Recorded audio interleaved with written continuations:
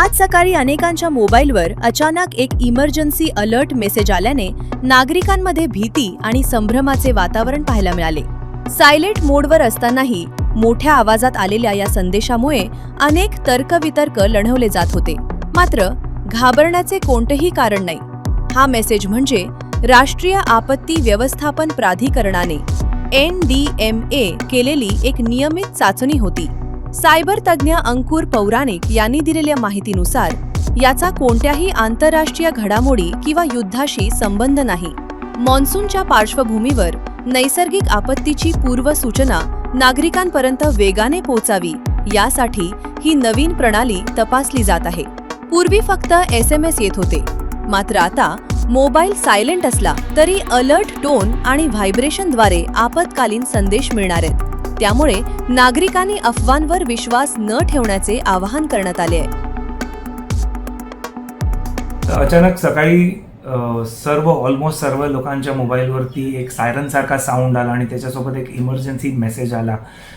थोडीशी पॅनिक निर्माण झाली ज्यांना माहिती नव्हतं ह्याच्याबद्दल. पण गव्हर्नमेंट ऑफ इंडियानी ऑलरेडी ह्याबद्दल अलर्ट केलेलं सर्वांना.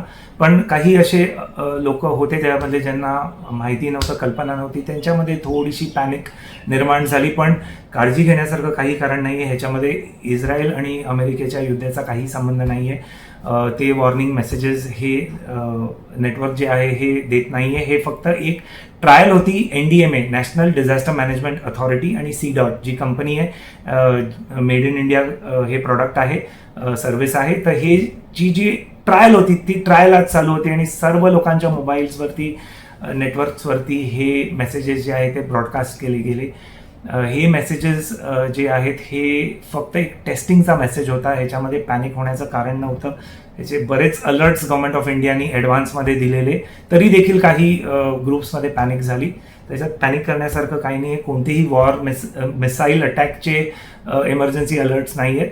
त्यामुळे लोकांमध्ये पॅनिक क्रिएट करू नये आणि ही समजून घ्या सिस्टीम काय आहे. तर this is called cellular broadcast alert system. ही कशासाठी आहे आणि कशी काम करते हे मी तुम्हाला शॉर्टमध्ये सांगणार आहे. तर ह्याचा सर्वात मोठा ॲडव्हान्टेज आहे की आपण एवढे वर्ष SMS अलर्ट्सवरती डिपेंड होतो. जोरदार पाऊस येणार आहे, चक्रीवादळ येणार आहे, तर सर्व SMSच्या द्वारे government of India, government of Maharashtra किंवा SDMA, NDMA हे मेसेजेस पाठवायचे, IMD मेसेजेस पाठवायचे. पण ह्याचा एक डिसएडव्हान्टेज सर्वात मोठा हा होता की रात्री बेरात्री झोपेत जेव्हा मोबाईल सायलेंटवर असतो तेव्हा हे मेसेजेस आपण बघत नाही.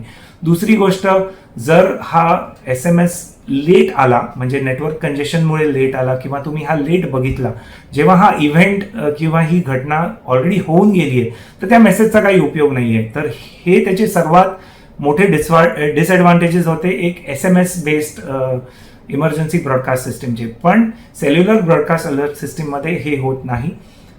ही खूप इन्स्टंट सिस्टीम आहे, म्हणजे एखाद्या रेडिओ स्टेशन सारखं आहे. जे रेडिओ स्टेशन बातमी किंवा कोणतीही माहिती एका वेळेला जेव्हा ब्रॉडकास्ट करतं, हे सर्व रेडिओ जे चालू असतात तेव्हा त्यांना वन शॉट ही इन्फॉर्मेशन जी असते ती ऐकू येते. तर सेल्युलर ब्रॉडकास्ट अलर्ट सिस्टीम देखील याच पद्धतीने काम करतं. तुम्हाला इन्स्टंट अलर्ट देतं.